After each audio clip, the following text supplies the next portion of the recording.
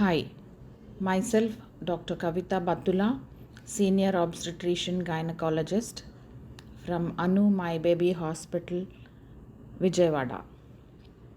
Here I present a case of lady with secondary subfertility. She had a cesarean section previously. She is not able to conceive even with ovulation induction few cycles. On ultrasound, the uterine cavity shows presence of fluid. Even the scar area shows presence of fluid. We call it as a isthmocele. She is planned for hysteroscopic resection.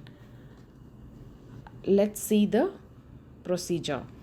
As the endocervical canal is traversed, there is a ballooned out cavity.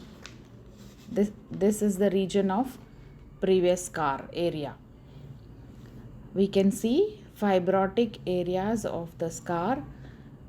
The diverticulum, the isthmocele, is examined thoroughly in search of entry into the uterus. In fact, this diverticulum is little bit bigger in size, possibly is 1.5 to 2 centimeter, and the inner wall of the diverticulum is barred. We can't see the endometrium neither endocervical epithelium. Here we can't make out the internal os like we do in the normal situations. The internal os is replaced by this diverticulum. This pouch-like isthmocele lies in between the endocervical canal and the uterus, and these two are at a right angle. The endocervical canal and the uterine endometrial angle, like so. In between both of them is this diverticulum or the isthmocele.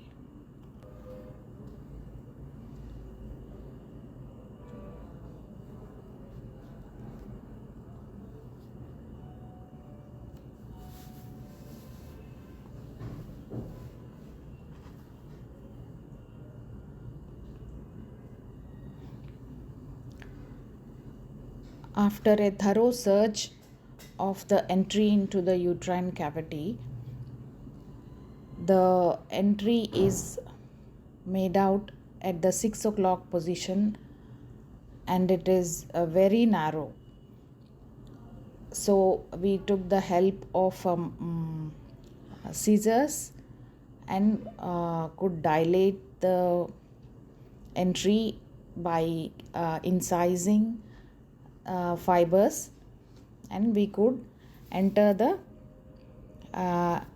uterine cavity, and we could see the landmarks of the uterine cavity, like the both ostia.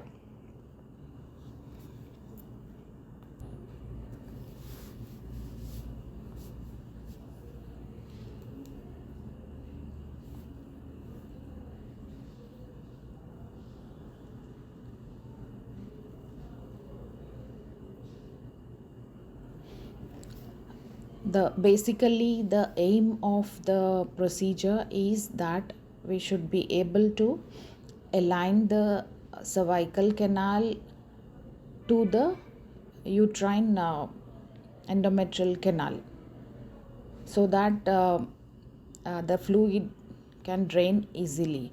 Another thing is that we have to open up the narrow areas so that the fluid also drains easily. Here we use a monopolar hook to incise the rim of tissue around the narrowed area.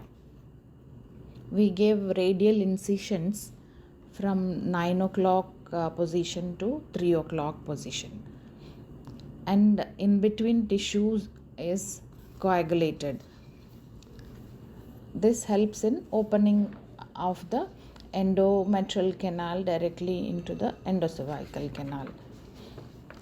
There is another method of doing this procedure is by resection of the part of the anterior wall close to the diverticulum so that the entry is enlarged. After the procedure, the lady was told to avoid pregnancy for 3 months, and later we gave her ovulation induction cycle, and recently she has conceived and she is 6 weeks now. Thank you.